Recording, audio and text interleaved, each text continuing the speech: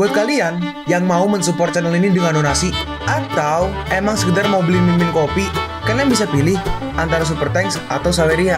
Gue sih nggak masalah kalian pilih yang mana. Cuma kalau bisa, lewat Saweria aja. Soalnya kalau YouTube, potongannya gede, 30%. Kalau Saweria, cuma 5%. Untuk link Saweria, kalian bisa klik aja di atas kanan nih. Atau bisa cek di kolom deskripsi. Tapi kalau mau support, nggak harus donasi kok. Dengan kalian nonton sampai habis, dan memberikan like pada video ini, itu udah ngebantu banget buat support channel ini. Oh iya, kalian juga bisa join nih ke grup Telegram komunitas cerita manhwa yang baru. Untuk linknya, gue tampilin di layar ya. Tapi kalau malas ngetik, cek aja kolom deskripsi. Di sana, kalian bisa sharing nih topik seputar manhwa dan kawan-kawan, dan juga ketemu teman baru. Kalau mau info terbaru dari Mimin, misalnya upload kapan atau misalnya ada telat upload, Mimin pasti akan langsung infokan di Telegram. Makanya, jangan lupa join ya. Nggak perlu berlama-lama lagi, kita mulai aja ceritanya. Di suatu hari, kita melihat SMA Wuzhou, nomor 1 di kota Wuzhou, Provinsi Hanyang, Cina. Sekarang, sedang diadakan ujian tengah semester di paruh pertama tahun ketiga sekolah menengah. Saat sedang ujian, seorang murid tertidur. Lalu tiba-tiba, "Hah, adik junior!" Dalam hati orang ini, apa yang terjadi di sini? Bukankah aku baru aja memasuki mata alam semesta, tanah terlarang yang abadi dengan adik perempuanku? Bagaimana tiba-tiba berakhir di sini? Adik perempuan junior Luoli, dia mati untuk melindungiku. Aku sedang di kelas, ujian. Lalu tiba-tiba, "Hey, duduk, ujian sedang berlangsung. Apa kau kurang tidur?" Dalam hati, berarti MC kita ini ya. Dalam hati MC kita, "Cao Kang, ini tahun ketiga sekolah menengahku." Hah? Adik perempuan? Apa Chen mau kurang tidur? Aku pikir dia telah membaca terlalu banyak novel martial arts. Gadis ini adalah bunga sekolah An Keyue. Dalam hati Keyue, meskipun ibu dan ayah telah mencoba menjodohkanku dengannya, tapi pria yang bodoh dan gak berpendidikan seperti ini bukanlah tandingan saudara Yuan Hao. Pria berambut hitam ini adalah Cheng Yuan Hao. Dalam hati Yuan Hao, orang seperti ini gak pantas bersama An Keyue. Kau gak layak menjadi sainganku, Cheng Yuan Hao. Seorang guru berkata, baiklah semuanya, lanjutkan ujiannya. Kalau kalian gak berhenti, kalian semua akan gagal. Chen Mo, kau gak boleh tidur sampai ujian tengah semester, meskipun kau gak ingin sukses. Tapi tolong, jangan menghalangi siswa lain untuk menyelesaikan ujian mereka. Kalau tidak, aku harus memintamu meninggalkan ruang ujian. Dalam hati Chen Mo, bukankah ini guru bahasa Inggrisku dari tahun ketiga? Apa aku nggak mati? Aku telah terlahir kembali. Aku terakhir kembali di tahun ketiga sekolah menengah saat aku masih remaja. Energi spiritual yang melonjak dan roh jiwa ilahi yang kuat dalam diriku. Gak ada sama sekali. Ini bukan ilusi. Aku benar-benar telah terlahir kembali. Dalam kehidupanku sebelumnya, aku adalah orang kaya dan aku dihancurkan oleh konspirasi keluargawan. Aku bunuh diri, tapi kemudian aku diselamatkan oleh Kaisar Abadi Tonghua dan aku melangkah ke jalan keabadian. Aku berteman dengan adik perempuanku dan menjelajahi bintang-bintang dan alam semesta. Kekuatan adalah segalanya dan aku gak akan pernah meninggalkan penyesalan dalam hidup ini. Terlebih lagi, adik perempuan junior mungkin juga terlahir kembali di bumi. Aku harus cepat dan meningkatkan kekuatanku sehingga aku bisa mendapatkan kembali kultivasiku dan menemukan adik perempuanku. Hey, Chen Mo! Untuk apa kau berdiri di sana? Kalau kau nggak ingin menjawab ujian, pergi dari sini. Itulah yang aku inginkan. Hah? Apa kau yakin nggak ingin menjawab ujian? Hey, apa kau lihat betapa kasarnya Chen Mo? Ini apa yang terjadi di sini? Apa dia gila? Dalam hati Chen Mo, sekarang setelah aku terakhir kembali, ujian semacam ini hanyalah masalah sepele. Apa yang perlu aku lakukan sekarang adalah memulihkan kultivasiku sebaik mungkin. 8 alam keabadian, alam Chi Condensation, alam Golden Core, alam Nascent Soul, alam Divine Transformation, alam Tao Fusion, alam Great Ascension, alam Heavenly Transcendence, dan alam Immortal Venerable. Di kehidupanku sebelumnya, aku adalah seorang kultivator hebat dari alam Divine Transformation. Tapi sekarang, aku harus segera melangkah ke alam Chi Condensation tingkat pertama. Dan untuk belajar dari pengalaman hidupku sebelumnya, yaitu seseorang gak harus berusaha menjadi berani dan agresif, tapi berusaha dengan tegas dan mantap. Jika aku benar-benar ingin membangun fondasi yang kuat, teknik mana kira-kira yang harus aku pilih? Xuantian Ascending Dragon Tao itu teknik terbaik bagi murid baru untuk memperkuat fondasi mereka, dan itu sangat cocok untukku sekarang. Aku mulai memasuki langkah pertama kultivasi yang menyerap Chi ke dalam tubuhku. Nah, aku hanya butuh 15 menit bagiku untuk berhasil menyerap energi Chi ke dalam tubuhku. Xuantian Ascending Dragon Tao ini emang cukup sempurna. Lalu Yuan Hao, Keyue, dan juga beberapa orang pergi menghampiri Chen Mo. Keyue berkata,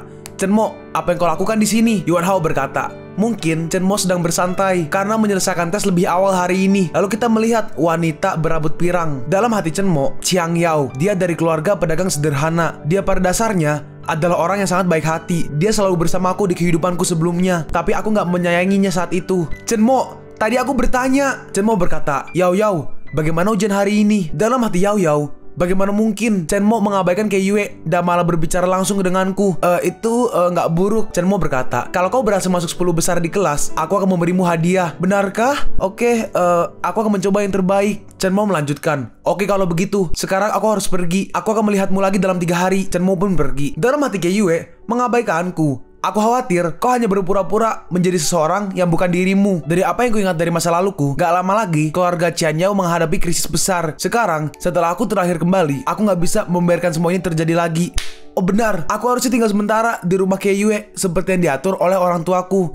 Sekarang aku pasti gak ingin tinggal di tempat itu. Aku harus menyewa tempat, tapi aku gak punya uang untuk membayarnya. Apa yang harus kulakukan? Lalu Chen Mo pergi ke Sevel. Oh iya, di malam hari dia memulai sebuah bisnis seperti semacam jimat kali ya. Orang yang dikirim berkata, bagaimana bisa seorang siswa keluar di jalanan dan mulai menipu orang seperti itu? Yang kanan berkata, apa orang benar-benar jatuh untuk tipuan seperti itu? Dalam hati Chen Mo, dalam kerumunan besar selalu ada 1 orang atau 2 orang yang mengenali nilai barang tersebut. Lalu seseorang datang, dia berkata, apa yang bisa kau lakukan dengan semua pesona ini? Wanita ini adalah Qin Peiyun. Ini membantu menenangkan pikiran, mengusir roh jahat, menghilangkan nasib buruk, menstabilkan rumah, dan memperkuat tubuh, membantu menenangkan pikiran. Qin Peiyun bertanya, jika seseorang dalam keadaan bingung, sering berbicara omong kosong, dan bahkan gak mengenali orang terdekat mereka, apa kau bisa menyembuhkan mereka dengan jimat ini? Itu disebabkan karena ketidakseimbangan yin dan yang dijelaskan oleh pengobatan modern sebagai gangguan saraf. Jimat yang tenang itu yang paling cocok untuk itu. Berapa harganya? Biarkan aku memberitahumu sesuatu. Kalau kau nggak percaya padaku, jimat itu nggak akan bekerja. Qin Peiyun berkata, aku percaya, aku akan membeli jimatmu. Chen Mo berkata, jimat ketenangan 30.000, jimat pemurnian ilahi 20.000, dan sisanya 10.000. Tiba-tiba seseorang datang, 30.000. Kenapa kau nggak membelinya sendiri? Wanita yang berambut coklat muda lah, atau krem. Dia adalah Yi Shengnan. Shengnan berkata, Xiao Yunyun, bagaimana kau bisa percaya pada hal-hal seperti ini? Jimat ini hanya diambil secara acak dan digunakan untuk menipu orang demi uang. Yunyun berkata, tapi kondisi nenek semakin parah. Jadi aku gak punya pilihan lain. Aku akan melakukan apapun yang aku bisa. Yun, kau, Shengnan, aku udah memutuskan, bahkan jika aku tertipu, aku akan mencobanya demi nenek. Tuan, aku ingin membeli jimat roh ilahi Changning. Aku akan mentransfer uang ke akun WeChatmu. Mengingat kebaikanmu, aku akan memberimu jimat lainnya juga. Letakkan jimat di dahi pasien dan teriak, Kai, terima kasih tuan. Shengnan berkata, kalau jimat ini gak berfungsi, dimanapun kau bersembunyi, aku akan menemukanmu dan memukulmu sampai mati. Dari uang itu, Chen Mo pun menyewa rumah. Aku harus cepat mulai berkultivasi. Yun pun pulang ke rumah. Kakek, bagaimana keadaan nenek? Dia kejang-kejang. Sekitar 1 jam yang lalu, Dokter Lim memberinya obat penenang. Mengingat kejadian baru-baru ini, kakek khawatir nenekmu. Kakek, hari ini aku bertemu dengan seorang master di luar dan meminta beberapa jimat. Mari kita coba pada nenek. Xiao Yun, bagaimana bisa kau mempercayai hal-hal semacam ini? Berhenti mengganggu nenekmu. Kakek, mari kita coba sekali aja. Gimana kalau berhasil? Baiklah, lalu akhirnya dicoba. Jimatnya ditaruh di dahinya dan dia berteriak Kai. Setelah itu, nggak ada reaksi sama sekali. Kakeknya berkata, nenekmu memiliki kondisi yang bahkan dokter terbaik di Yanqing bahkan nggak berhasil menyembuhkannya. Bagaimana bisa jimat itu efektif? Lupakan aja. Lalu tiba-tiba, seperti ada cahaya muncul dan masuk ke dalam kepala neneknya, Chongrun, dan akhirnya neneknya bangun. Chongrun, nenek, apa kau mengenaliku? Kau adalah cucuku. Bagaimana bisa nenek nggak mengenalimu? Xiao Yun, cepat pergi dan hubungi Dokter Lin. Lalu dokternya datang. Ini keajaiban, dia telah sembuh total. Bagus, ini sangat bagus. Kakeknya berkata, Xiao Yun, ceritakan semuanya secara mendetail tentang bagaimana kau bisa mendapatkan jimat itu. Dan jangan lewatkan detail apapun. Lalu Yun mulai menceritakannya. Seorang siswa sekolah menengah, aku ingin segera menemuinya. Berhati-hatilah dan cari tahu semua yang kau bisa tentang latar belakangnya. Aku ingin mengunjunginya sendiri. Baik, sekarang kita melihat Chen Mo. Lihat tuh belakangnya tuh, Saitama. Si botak. Energi spiritual di bumi sangat buruk. Aku membutuhkan 3 hari lagi untuk melangkah ke tahap pertama alam Qi condensation. Ibuku mungkin akan menelponku dalam beberapa menit karena... Dan akhirnya dia beneran ditelepon. Xiao Mo, datanglah ke bandara Hanyang sekarang. Kita harus pergi ke Yanqing untuk menghadiri pemakaman nenekmu. Dalam hati Chen Mo, udah 600 tahun ibu, aku bisa mendengar suaramu lagi. Chen Mo berkata, aku akan segera datang. Oke, aku akan menunggumu di bandara. Jadi cepatlah kesini. Ibuku, Li Sufang, lahir dalam keluarga Li, salah satu dari 6 keluarga besar di provinsi Yanqing. Dia dikeluarkan dari rumah karena dia ingin menikah dengan ayahku, yang adalah orang biasa. Orang tuaku mandiri, energik, dan bekerja keras di bidangnya masing-masing. Dan aku, Chen Mo, Di mata keluarga Li, aku adalah orang luar. Seseorang yang dapat dengan mudah diinjak-injak oleh siapapun. Aku digunakan sebagai alat untuk menjalin hubungan pernikahan dengan keluarga Yan. Tapi meskipun keluarga yang bersikeras untuk membatalkan pernikahan, Yan Ching Cheng diam-diam melindungiku selama bertahun-tahun. Dan sejak aku dilahirkan kembali, aku akan menyelesaikan urusan dengannya perlahan. Chen Mo pun sampai di bandara. Sekarang kita melihat ibunya Chen Mo, yaitu Li Shufang. Ibu, dalam hati Chen Mo, aku nggak boleh menangis. Ibu, aku nggak melihatmu selama beberapa bulan, dan ibu terlihat lebih cantik dari sebelumnya. Ibunya merespon, kenapa mulutmu manis sekali hari ini? Chen Mo membalas, aku selalu memiliki mulut yang manis. Ibulah yang gak menyadari kelebihan putramu. Hei, saat kau sampai di Yanqing, bersujudlah beberapa kali di depan nenekmu. Iya ya, dalam hati Chen Mo, keluarga Li Yanqing, aku datang. Sekarang kita melihat domain keluarga Li, pinggiran kota Yanqing. Chen Mo dan ibunya pun sampai. Orang ini adalah pengurus rumah keluarga Li, Paman Fu Po. Fu Po berkata, nona keempat, apa yang Anda lakukan di sini? Li Shufang atau ibunya Chen Mo merespon, bagaimana mungkin aku nggak datang untuk melihat ibuku dalam perjalanan terakhirnya. Dalam hati Chen Mo, melihat wajah bermasalah Paman Fu, aku tahu kalau ibuku tidak diterima di keluarga Li. Fu Po berkata, pelayan tua ini gak berani berkata apa-apa lagi, tapi saya khawatir duka cita Anda kali ini akan menemui banyak perlawanan. Li Shufang merespon, persembahan peringatan seorang putri kepada ibunya adalah tugas suci dan gak ada yang bisa menghentikanku. Mereka berdua pun masuk. Dalam hati Chen Mo, dalam kehidupanku sebelumnya, aku takut oleh semua tatapan yang gak bersahabat ini. Tapi sekarang, di mataku, seluruh keluarga Li hanyalah semut kecil. Orang ini adalah Li Tongyang, kepala keluarga Li saat ini. Orang yang di kiri berkata, adik keempat, apa yang kau lakukan di sini? Orang yang di kiri adalah paman pertama Chen Mo, Li Liwen. Adik keempat tuh berarti mamanya Chen Mo. Li Shufang berkata, karena kau memanggilku adik keempat, seharusnya kau gak menanyakan pertanyaan seperti itu. Orang yang kanan adalah paman kedua Chen Mo, Li Liwu. Liwen berkata, sekarang adik keempat ada di sini. Silakan masuk dan temui ibumu untuk yang terakhir kalinya. Terima kasih kakak. Tapi Chen Mo ditahan. Tunggu sebentar. Hei, dia anakku, cucu ibuku. Bagaimana bisa dia dianggap orang luar? Mungkinkah ketiga putra dan satu putri dari kakak kedua semuanya adalah orang luar juga? Kalau kau tidak termasuk dalam silsilah keluarga, kau dianggap orang luar. Dengan aku di sini, dia tidak akan bisa menginjakan kaki di aula pemakaman. Kau. Tapi seorang wanita berambut pirang menghampirinya. Wanita itu adalah bibi muda Chen Mo, Li Lian. Dia berkata, kakak keempat, kalau kau mengganggu kediaman ibumu, kau dan aku akan menanggung reputasi sebagai tidak berbakti. Tuh, adikmu benar. Kalau kau membuat ayahmu marah, aku takut.